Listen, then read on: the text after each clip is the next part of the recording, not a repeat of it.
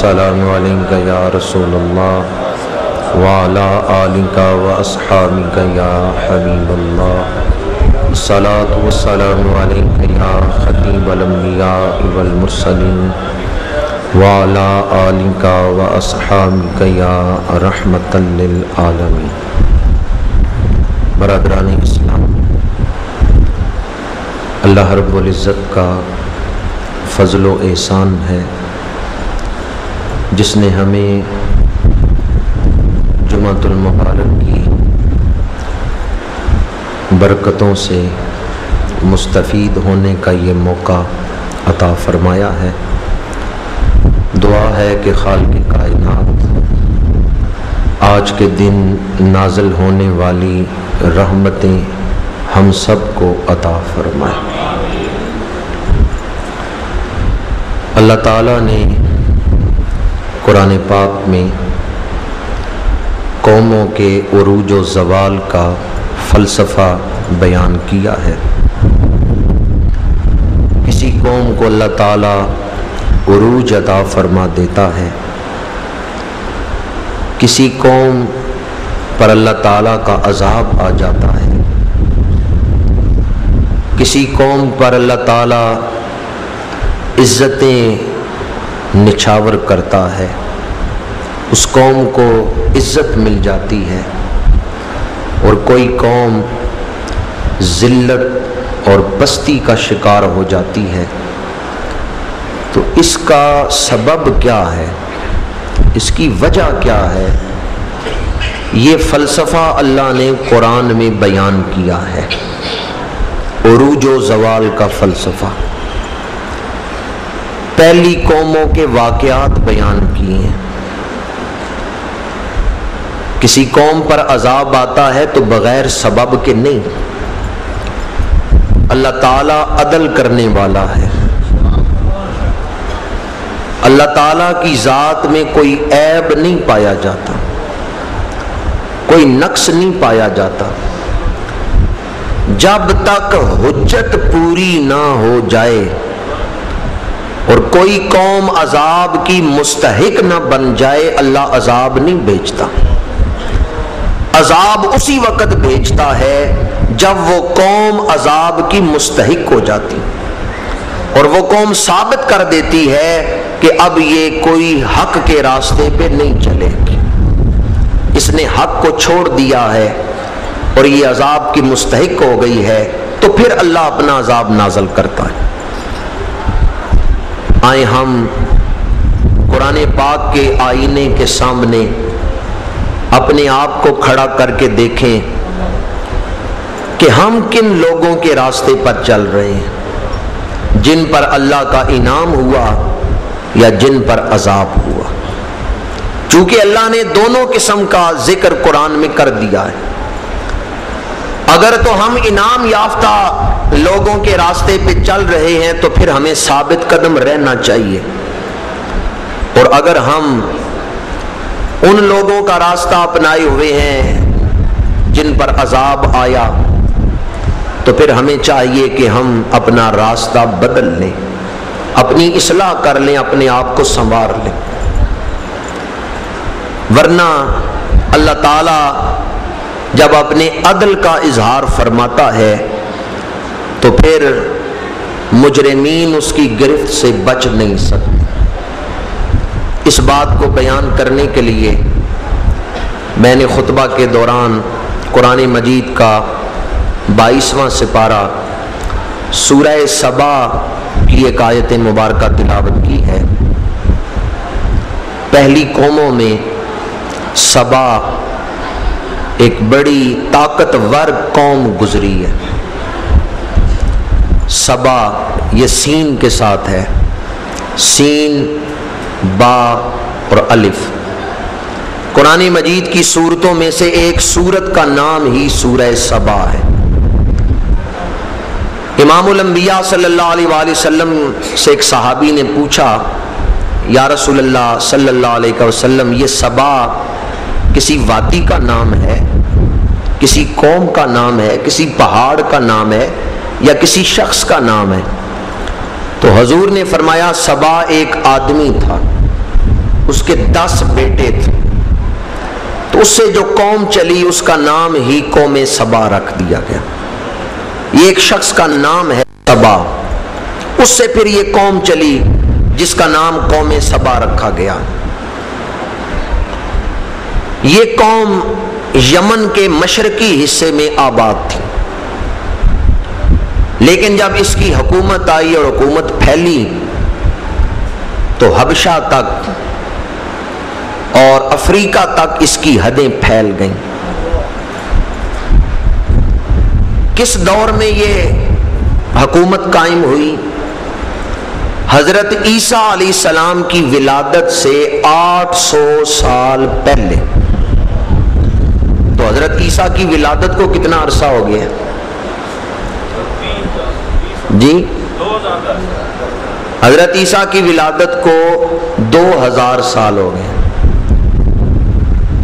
21ویں صدی ہے، 20 صدیاں ہو گئی ہیں حضرت عیسیٰ کی ولادت کو۔ تو حضرت عیسیٰ کی ولادت سے بھی 800 سال پہلے یمن میں یہ قوم آباد تھی، سبا، جس کا ذکر قرآن نے کیا۔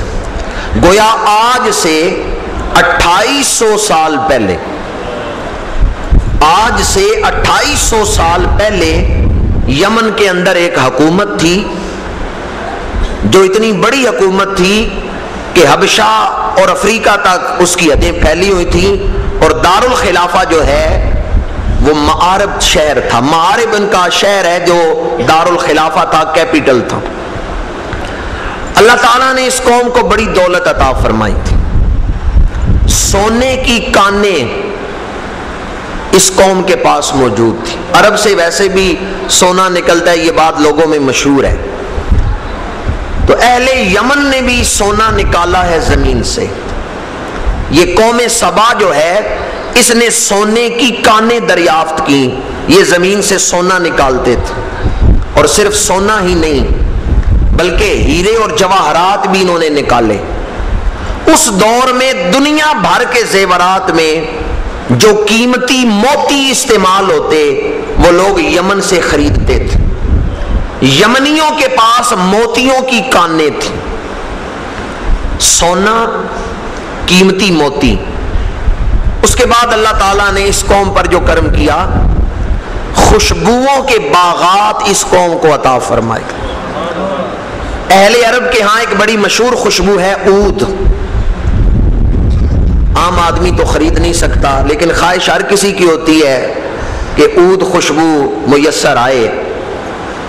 یمنیوں کے ہاں عود خوشبو کے باغات تھے، اور جب مسافر یمن سے گزرتے تھے تو وہ مست ہو جاتے تھے کہ ہوا کے اندر عود کی خوشبو ملی ہوئی تھی، پوری فضا جو ہے وہ مہک اٹھتی تھی، کیونکہ باغات تھے عود کے۔ دنیا بھر کی قیمتی خوشبوئیں جو تھیں وہ یمن سے دستیاب ہوتی تھیں، وہ قوم سبا کے پاس تھیں، اور تھوڑی بہت نہیں بلکہ باغوں کے باغ تھے جو انہوں نے خوشبوئیں لگا رکھی تھی۔ کسی گھر میں رات کی رانی کا ایک پودا ہو نا، گلی سے گزرے نا رات کے وقت، تو گلی بھی مہک رہی ہوتی ہے۔ تو جہاں باغوں کے باغ ہو، قوم سبا کے ہاں باغات تھے خوشبوؤں کے۔ اس کے علاوہ اللہ تعالیٰ نے اس قوم کو پھل اور میوے کثرت سے عطا فرمائے تھے۔ عرب کی زمین ریتلی ہے، باغ نہیں لگ سکتے، لیکن پانی دستیاب نہیں۔ پھر بھی اللہ تعالیٰ نے قوم سبا پر یہ کرم کیا، اور سورہ سبا کے اندر اس کا ذکر ہے کہ وہ دائیں بائیں جدھر دیکھتے تھے انہیں باغ ہی نظر آتے تھے۔ قوم سبا کی بستیوں میں آدمی کھڑا ہو کے دائیں دیکھے تو باغ ہی باغ، بائیں دیکھے تو باغ ہی باغ، یمین و شمال باغ ہی باغ نظر آتے تھے۔ بعض نے کہا ہے کہ یہ 2 باغ تھے، لیکن مفسرین نے کہا نہیں، 2 سے مراد یہ ہے کہ دائیں بائیں باغ ہی باغ نظر آتے تھے۔ جب بارش نہیں ہوتی اور دریا بھی نہیں تو پھر باغ کیسے لگ گئے؟ اس قوم نے ایک ڈیم بنایا تھا جس کا نام تھا سد معارب۔ بہت بڑا ڈیم تھا، 2 پہاڑوں کے درمیان ایک وادی تھی، بارش ہوتی سارا پہاڑی علاقے کا پانی اس نچلی زمین میں آ جاتا، لیکن وہاں ٹھہرتا نہیں تھا، آگے علاقے میں پھیل جاتا تھا۔ تو حکمرانوں نے سوچا کہ اس وادی کے اندر آگے ہم ایک بند بنا دیں تاکہ پانی آئے گا تو وادی میں رک جائے گا اور پورا سال ہم پھر اس پانی کو استعمال کرتے رہیں گے۔ لہذا انہوں نے بڑا بند بنایا، اور وہ جو سد معارب ہے، اگر آپ اس کی تشریح پڑھیں تو آپ حیران ہو جائیں گے کہ آج سے 2800 سال پہلے انجینئرنگ کا شعبہ کتنی ترقی پہ تھا۔ بڑا مضبوط بند انہوں نے بنایا، اور اتنا مضبوط بند تھا کہ اوپر نیچے انہوں نے 3 دروازے لگائے، اور ہر دروازے میں 16 ہر دروازے میں 30 کھڑکیاں تھیں۔